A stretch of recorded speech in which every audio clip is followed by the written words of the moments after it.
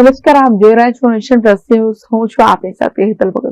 વડોદરામાં હાલ ગણેશોત્સવ ચાલી રહ્યો છે, ત્યારે ભક્તોની આસ્થા મુજબ પોતાના નિવાસ સ્થાને 1.5 દિવસ, 5 દિવસ, 7 દિવસ અને 10 દિવસથી સ્થાપના કરતા હોય છે.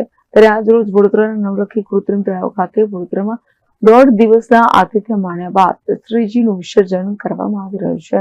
હાલ સમગ્ર દેશમાં ગણેશોત્સવ ચાલી રહ્યો છે, ત્યારે ભક્તોની આસ્થા મુજબ પોતાના નિવાસ સ્થાને 1.5 દિવસ, 5 દિવસ, 7 દિવસ અને 10 દિવસની સ્થાપના કરતા હોય છે. ત્યારે આજ રોજ વડોદરાના નવલખી કૃત્રિમ તળાવ ખાતે વડોદરામાં 1.5 દિવસના આતિથ્ય માણ્યા બાદ શ્રીજીનું વિસર્જન કરવામાં આવી રહ્યું છે. શ્રીજીની વિદાય વખતે ભક્તોએ પોતાની ઈચ્છા શ્રીજીના કાનમાં કહી, તેમજ બીજી બાજુ ઘણા ભક્તોએ વિસર્જન વખતે ભીની આંખે પોતાના શ્રીજીની વિદાય આપી હતી. તો બીજી તરફ તંત્ર દ્વારા પણ શ્રીજીના વિસર્જન માટે કૃત્રિમ તળાવો ઉભા કરવામાં આવે છે અને સુચારું આયોજન કરવામાં આવ્યું છે.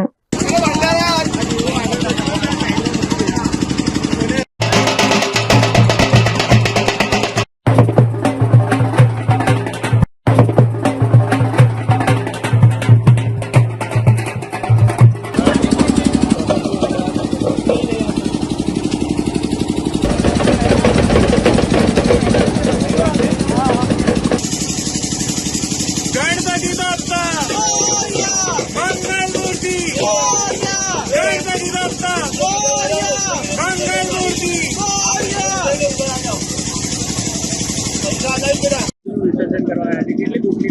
બહુ જ દુઃખની લાગણી છે અને આવતા વર્ષની રાહ જોઈશું.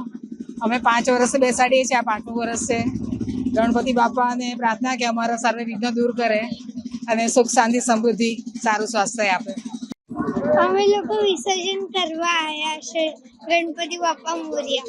બહુ દુઃખ છે, પણ એમને પણ એમના મમ્મી પપ્પા પાસે જવાનું હોય. દોડદાડા થયા, અમે સેવા કરી, જેટલી સેવા થાય એટલી કરી. બસ બાપાને વિસર્જન કરવા આજે આવ્યા. બહુ દુઃખ થયું છે, બહુ એટલે આવતા વર્ષે વેલા આવે. કેમેરામેન નોંદિત Parmar, nation plus news, Vadodara. સમાચારોના સતત અપડેટ મેળવવા માટે અમારી નેશન પ્લસ ન્યૂઝની યુટ્યુબ ચેનલને સબસ્ક્રાઇબ કરો, બેલ આઇકન દબાવો અને જોડાયેલા રહો ફેસબુક, ઇન્સ્ટાગ્રામ અને ટ્વિટર પર.